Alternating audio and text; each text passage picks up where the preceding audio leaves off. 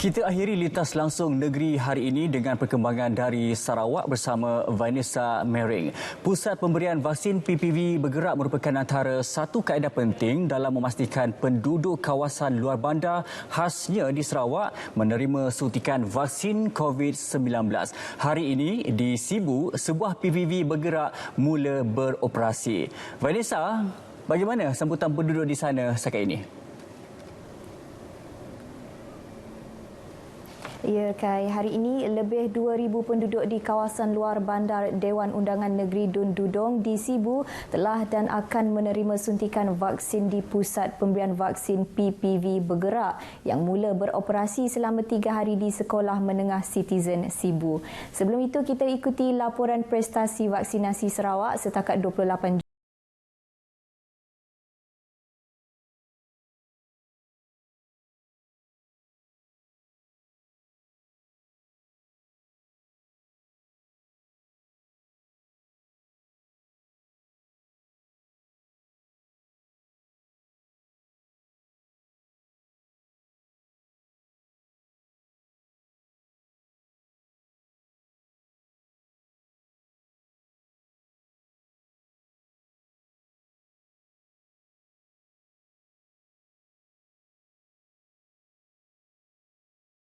Berita seterusnya, lebih 2,000 penduduk di kawasan luar bandar Dun Dudong di Sibu telah dan akan menerima suntikan vaksin di PPV bergerak yang mula beroperasi selama 3 hari di Sekolah Menengah SM Citizen Sibu hari ini.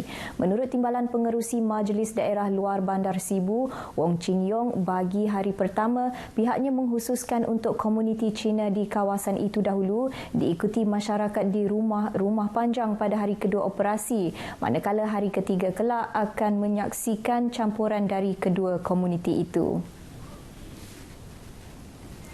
Wong Ching Yong berkata bagi masyarakat Cina, 14 ketua masyarakat dan ketua kaum dikerah untuk mendapatkan senarai nama penduduk di kawasan seliaan masing-masing untuk diberikan suntikan vaksin COVID-19.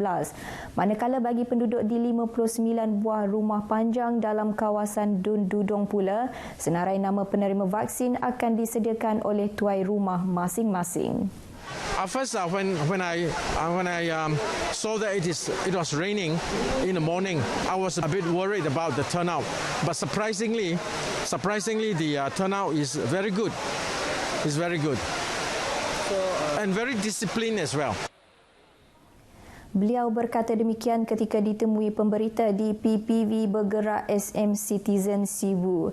Dalam pada itu, Temenggung Datuk Vincent Lau menyambut baik usaha pewujudan PPV Bergerak yang menggunakan kaedah menyediakan senarai nama penerima vaksin yang diperolehi daripada pemimpin akar umbi dan tidak membenarkan kaedah walk-in.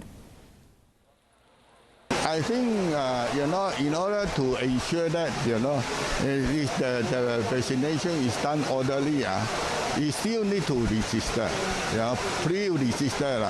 Because otherwise, if you say people can walk in, that will create a lot of confusion. That will maybe in a serious situation, that will sort of create very, very, very conflicting sort of situation. Sementara itu, mengulas mengenai moratorium bayaran balik pinjaman bank selama 6 bulan yang diumumkan oleh Perdana Menteri Tan Sri Muhyiddin menerusi pengumuman khas pakej pelindungan rakyat dan pemulihan ekonomi pemulih semalam disifatkan sebagai langkah prihatin kerajaan. Timbalan Pengerusi Majlis Luar Bandar Sibu SRDC, Wong Ching Yong berkata, usaha ini amat bermakna memandangkan terdapat golongan yang terjejas kerana mengalami pengurangan pendapatan malah kehilangan pekerjaan. Everybody, business affected by the MCO, employees and those young professionals who have to pay banking loans and all that. I think the 6 months is a very good breather for all of them. Dalam pada itu, Pengerusi Persatuan Ketua Kaum Masyarakat Cina bahagian Sibu, Temenggung Datuk Vincent Lau Lim Ming berkata, dengan adanya bantuan berkenaan, golongan itu dapat meneruskan kelangsungan hidup. The people in the end still have to pay. So what happened here is that the important is that we must ensure that the economic activity is sort of bring back as soon as possible. Dalam pada itu, hasil tinjauan pemberita mendapati rata-rata penduduk di negeri ini menyambut baik pengumuman khas mengenai pakej pemulih dan berharap bantuan berkenaan dipercepat justeru meringankan beban mereka yang terjejas. Banyak memberi kelegaan kepada saya. Langkah yang diambil oleh kerajaan akan memperluaskan allowance pekerjaan kepada bukan pencaruman perkeso. Harapan ini agar dapat memberi nafas lega kepada graduan kita. Selain itu, perkhidmatan bank bergerak yang turut diumumkan dalam bantuan pemulih juga dijangka mendatangkan banyak manfaat khasnya buat penduduk di kawasan luar bandar. Cara ini dapat memudahkan dan mengurangkan kos yang banyak untuk ke bank. Dengan keadaan pandemik sekarang, cara ini juga dapat mengawal pergerakan penduduk pedalaman. Saya berharap perkhidmatan ini dapat dilaksanakan dengan efisien dan banyak yang akan mendapat manfaat.